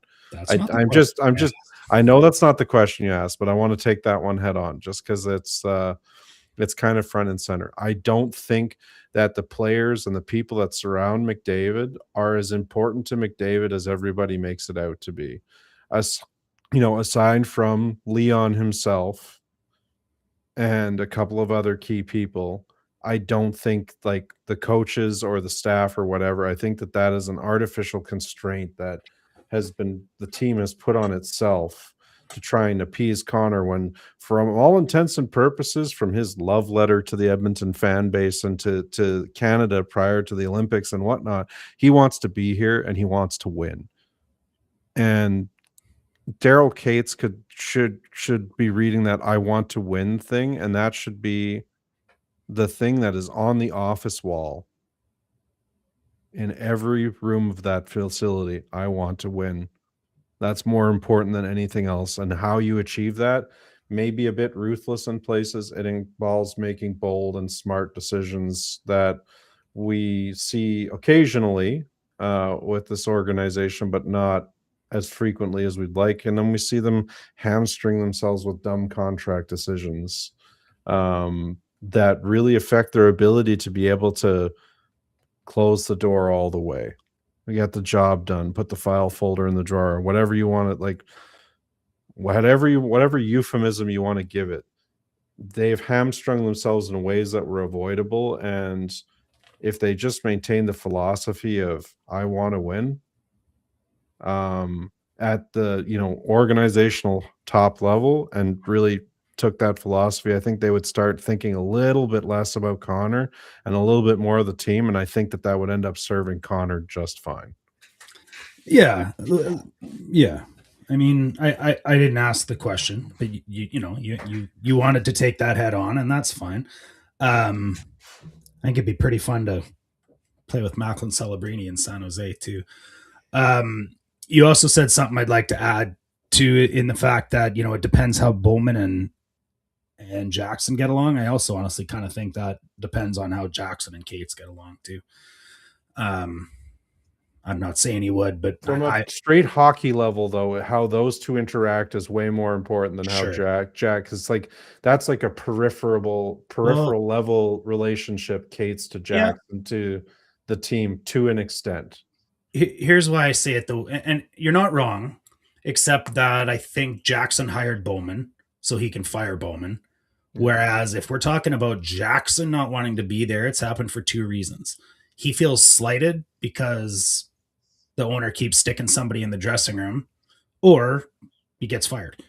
So that's I think more a Cates thing than a Bowman thing is the reason I'd go there, although what you said isn't wrong. Ryan, when Connor McDavid's contract is up in 2 years, are Knobloch and Jackson both still there? I'm kind of with Kevin in saying that I don't think Connor's going anywhere, regardless of I who's didn't in ask that power. question. Yeah, but at this rate, I mean, given the pattern we've seen with Coffey and all the coaching changes that seem to happen within calendar year of his being thrust closer to the team than he was before, I don't think Knobloch makes it through the first year of his extension. Right, I worry for this year's iteration of the team. I don't see this as a Cup Finals team unless something happens at the deadline, which we'll see. I have room for that asterisk as part of my argument, but this first sign of trouble next season, especially if we don't win it all this year, Knobloch's gone. That's just kind of the way it is. He was Jackson's guy, not Bowman's guy. So Bowman's going to want a chance to hire his guy, right? And Mark Stewart was a Woodcroft hire, not even a Knobloch hire. So I think Stewart would be right out the door with Knobloch within the next year at some point. But that's kind of how I see it going on. And with Jackson, it really depends on how bad things go this year. If it's a first round exit, this might be a lot of things happening in the summer, because it seems pretty clear that there's some sort of dysfunction somewhere between Cates and Jackson. Yeah, or even Jackson going like Arvidsson, Skinner. Those were pre-Bowman moves, right? And like that whole situation was the whole situation was so weird because, I mean, we should have all seen Bowman coming as soon as Jackson said that he was going to handle the draft and free agency, because we knew that Bowman was going to be eligible for reinstatement after those events happened, right? But I think that I never was on board with the Bowman hire for multiple reasons. But I haven't minded his body of work as an Oilers GM so far. I say that taking into consideration that, yeah, I do think this roster is weaker than last year's, but given the situation, I've liked some of the cheaper moves that he's made, like Kapanen and Put Coles and making room for Savoy this year. Like, I've liked a lot of those moves, but I've said this a lot, that it's a transitional season, and I say that just because of the situation with Draisaitl and Bouchard's raises, the cap only going up by $7.5 million, us having to trim payroll just to field a roster this year, right? Having to get younger and faster, like all those things are factors. So given those constraints, I think Bowman's done a decent job. So I think it would be short-sighted if Katz was to be like, fire everybody right now or at the end of the season, right? Yeah. But I could see Jackson going out the door at the end of the summer if something bad happens, like if it's a first-round exit or we get swept or something like that. I could see that happening. Part of why my brain keeps going there too is even going back into the chat, and I think you touched on it as well, Kev, but where will Coffey end up next year? I don't see, he didn't want to coach last year. He didn't want to coach this year. He actually moved back to Toronto this year. He wasn't living in his Edmonton place. He wanted to spend more time with his family, and he's getting dragged back into this again. I highly doubt he becomes a head coach of this team. Highly, highly doubt in any circumstance whatsoever. Mm-hmm. Now I saw in the chat, he becomes the next GM. I also think that reeks of desperate and stupid, making a person a GM that's never been a GM before. But if you can be the special advisor to the owner, you could certainly be the POHO. Top hot take, but there's only like 2 GMs in history that have won cups with multiple teams, and Bowman's already cashed that shit. So That's one of the reasons I was against it. yeah, it's I see where you're coming from. Not to like throw gasoline and or fire retardant on your fire, but like Go ahead, gaslighter. it's, to me, that's a tough spot, and I have to wonder if the power dynamic shifted as we went into the Olympic break. I have to wonder if Bowman has been given a good deal more latitude to make decisions, and we'll see what happens coming out of this, and if who is still in direct control, I guess, because I have a feeling those two are hamstringing each other, and I can pretty much guarantee you that Cates wasn't happy with this situation. So yeah, that's accurate. I mean, is the GM not giving the coach the players to execute, so he keeps going nuclear, or is the coach not being able to execute a strategy? I think there's a bit of dysfunction all the way around that they still need to fight through, and I think that there's some optimization to do. I agree with Lotzi. I do kind of want to see them not empty the cupboards this year. Like, make an honest effort. I'm not saying don't do anything, but I also wouldn't be burning firsts or major prospects in pursuit of this season. I have that conversation with Connor and Leon saying we're going to do the best we can, but we've been at this for a half decade now, and we kind of need to stock up a little bit for the next decade. I really liked what you said on Low Tide Show today, Kev. Like, maybe I'll just ask you the same question and also get Lotzie's perspective on the same question Alan asked you. Is, would you expect, or maybe you could reword it for me if I'm not verbatim, but would you be surprised, or would you expect to see either Savoy or Howard traded at the deadline this year? I wouldn't be surprised, but I would think that that's a short-sighted move if they do. You said it would have to be perfect, right? Like the deal. Yeah, it would have to be. The deal would have to be perfect. It would have to be for a player that is younger, that has term left, or that you have rights control over for a period of time. Like, we cannot afford to get older as an organization. Like, we have Leon for 8 years. We have to consider those 8 years. As much as everybody in the ownership group, I'm sure, wants to be, now, more money now. Playoff runs make money. You have to have a team for the next decade if you want to, really, if you really want to cash that shit. If you want to justify those, $20 beers for the next decade, then there has to be a product worth watching. And the only way that there's going to be a product worth watching is that they stop lighting assets on fire, doing stupid shit. Agreed. Like, I've been talking about this for years. We're going to have Connor and Leon for years. And if that's the expectation, then you got to have prospects coming through the pipeline, right? I feel like they dropped the ball on that in the last 7-8 years, going back to even before the Ken Holland era. But right now is not the time to deviate from that. Right now is not the time to load up with the high cap hit, big impact player. You just don't have the cap space for it, but you will this summer. So if you just one playoff run, you go with what you got. If you don't happen to make a third consecutive final, that sucks. But that's also statistically likely, have right? Like, that is the statistical likelihood, is that they won't have 3 in a row. Exactly. And if we need, not if, we do, if we do not trade Howard or Savoy, we need them to be contributing players in the playoffs. Yep.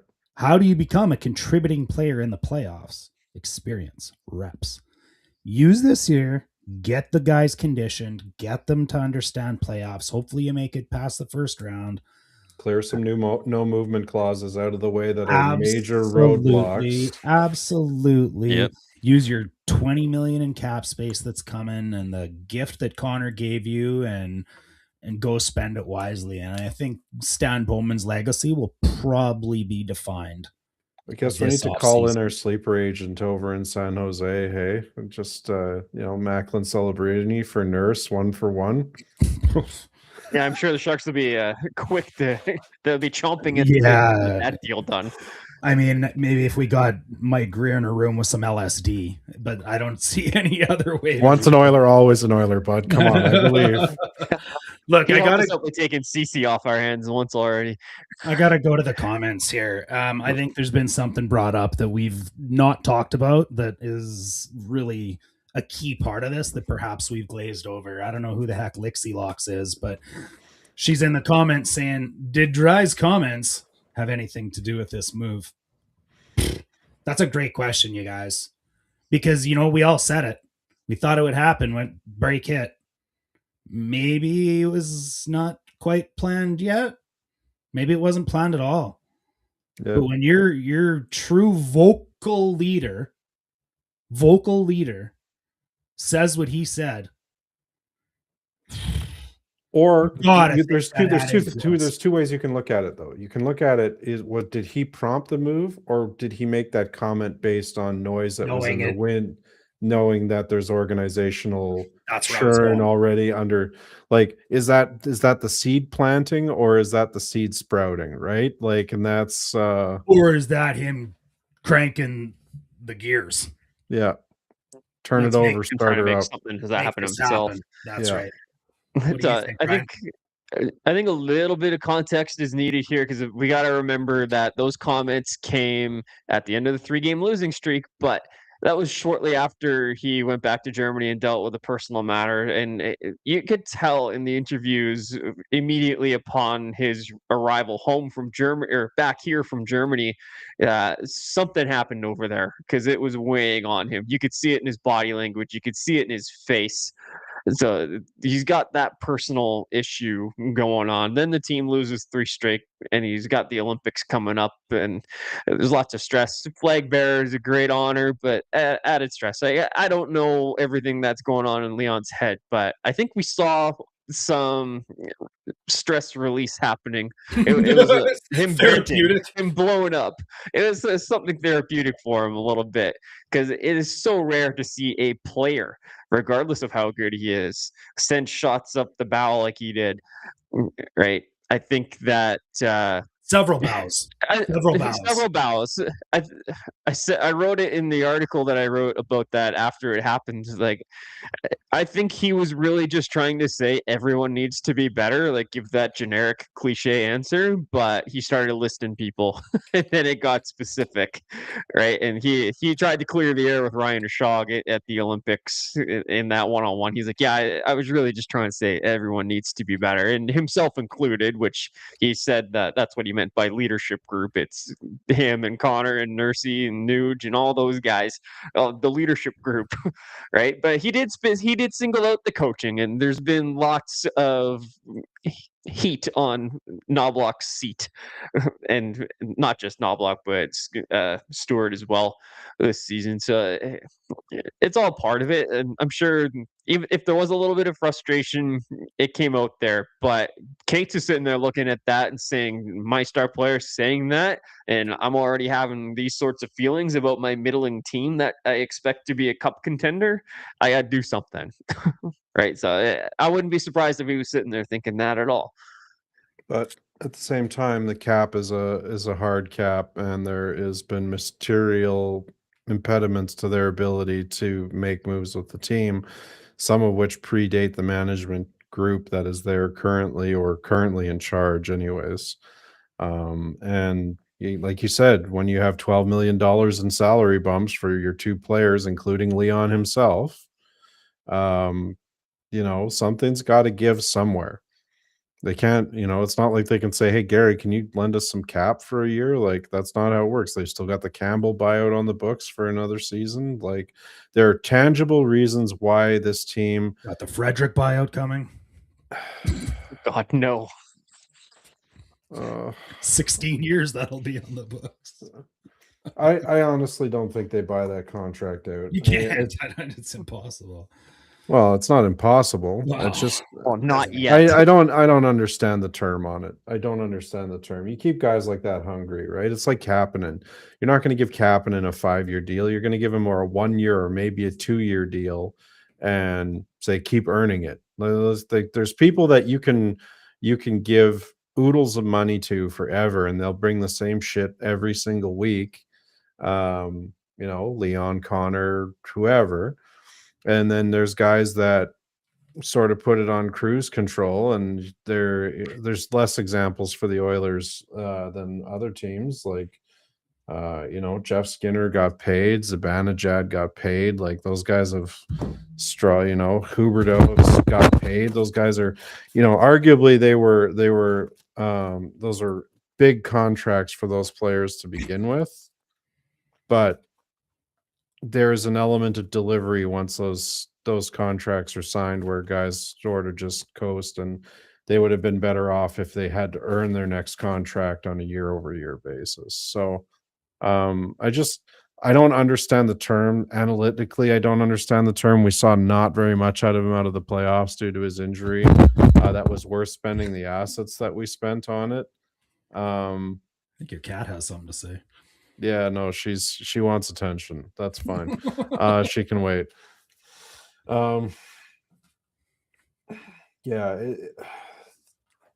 It's ugly. This team has more problems than just one roster slot or one. Like there is a little bit of an organizational cleanse that needs to occur, and it's not actually like a people cleanse; it's a mindset cleanse. Mm-hmm. I think there's been some like real years now.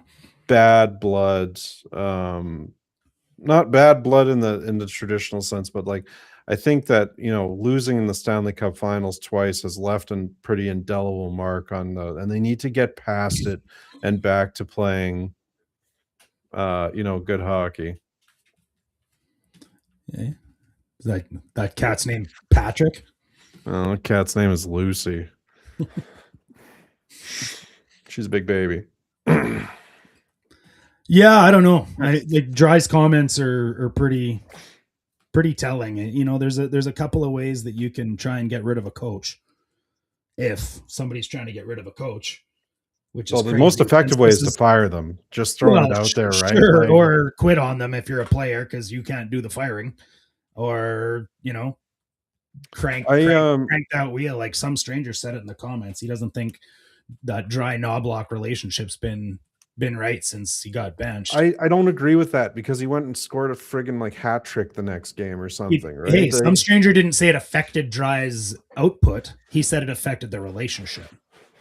Well, now I don't know how you Dry was that. Like, so okay. I don't know how you quantify that. We need to have like a conversation then, right? If your coach can't hold your star player accountable one time without them getting pissy, I don't believe that. I genuinely don't. I don't believe that. I'm not sure where that comment's coming from some stranger because he got benched. It was that Philadelphia game 4 of last season. He took a dumb sticking penalty. And then he went on. He got a beautiful assist on the game-tying goal, scored the game winner, and went on to win the Rocket Richard. And then they went to the Cup final. So I don't see the strain that you do. So I'm just not sure where that comment's coming from. Hard to quantify for sure. I think it's all gone to shit since we lost George Mumford. Let's be honest. Fair. that reasonable crash out. That playoff run. Reasonable crash out. But guys, we're coming up on 2 hours here on episode 11 of the Heavy Hockey Podcast. So I'm thinking we should do our final thoughts here and bring this thing to a close. As host tonight, I'm going to go last. So I think, clockwise makes some sense here. So I'll pass it over to Kev for his final thoughts and then go Dash and I'll close the night.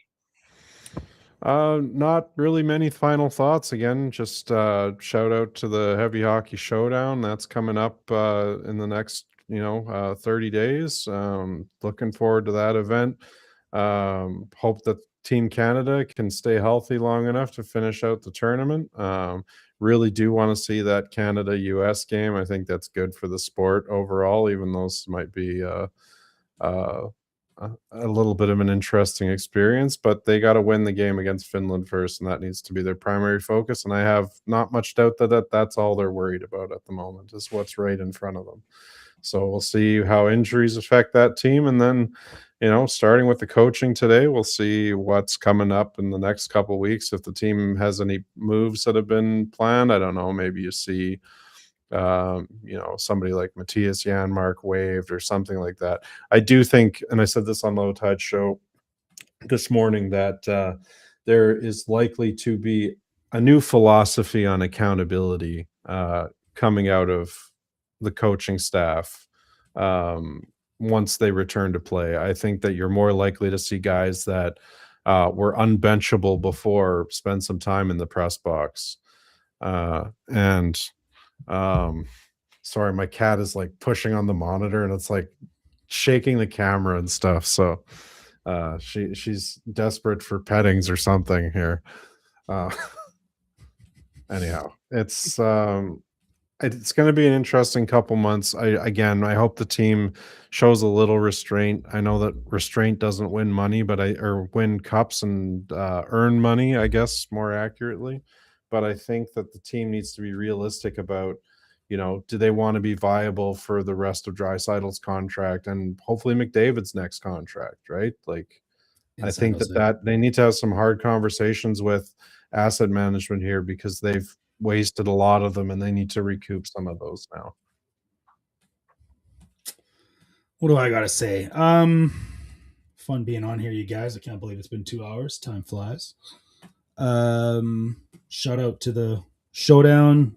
If you missed it earlier, just please go either to our website, heavyhockey.com/showdown, or to our socials where we have the silent auction posted. We have tickets for the pre-party posted, and we hope to see you out when we take it to Edmonton Sports Talk this year. We don't have to put Janmark on waivers, Kevin, because our very own Oilers fanatic in the chat has Janmark going with Nurse to San Jose for Celebrini. So we don't want to waste Seems that reasonable. Throwing some Mangiapane action there too. Yeah, sure. This cap situation open. Sure, right. Which makes, Patrick about as much of a contribution to this as Lucy tonight. But that said, the Olympics are cool. This has been a really, really fun day of sports, let alone a fun day of hockey. Super, super looking forward to the women's final, looking forward to the semifinal, and then hopefully Canada in the gold medal game. Looking to see how many more fingers we can put on granite on the pebble. And, dude, some of those memes are hilarious. Like, so, did you see the one AI video with Jacob like sliding through the entire ice surface all the way down to the circles, and then just like doing a spread eagle to knock all the rocks out, and then getting accused of cheating? There was one that came out later today of him poking in the Mitch Marner overtime goal. Which I thought was hilarious. Oh, so good. Yeah. Or the woman yells at cat meme. That was another one that was floating around too. The woman cat's yelling at you right now, Kevin. Yeah, well, I think they replaced it with him and the pointing at the rock instead. Anyhow, I love it all. I love the internet, man. It's a real shithole sometimes, but there's some funny stuff that comes out of it. Yeah, you could say the same thing about AI. It's a real shithole, but some funny things come out of it. That's probably a good way for me to end it tonight, Ryan. It sounds like a good plan. Yeah, this Olympics. I mean, today I think this was the best slate of quarterfinal games I think we've ever seen. We had 2 comebacks, 3 overtimes, 3-on-3 overtime in the Olympics is something else. So that was a real treat to watch today. Semis are going to be great.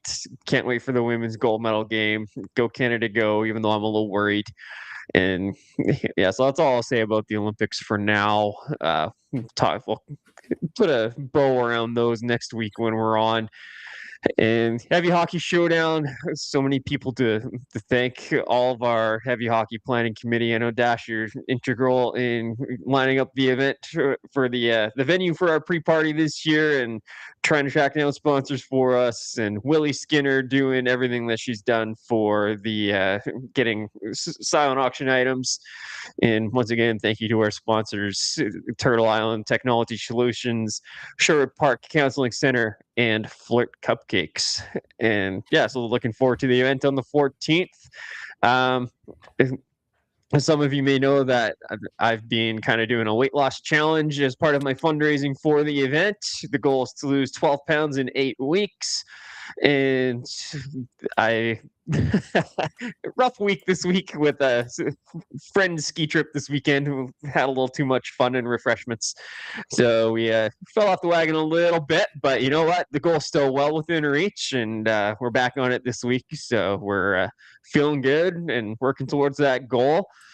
And yeah, so if you want to help me out with that, I've got my donation page pinned to my X profile at Lots Ryan, where you'll also find my latest article that I wrote today about the coffee situation.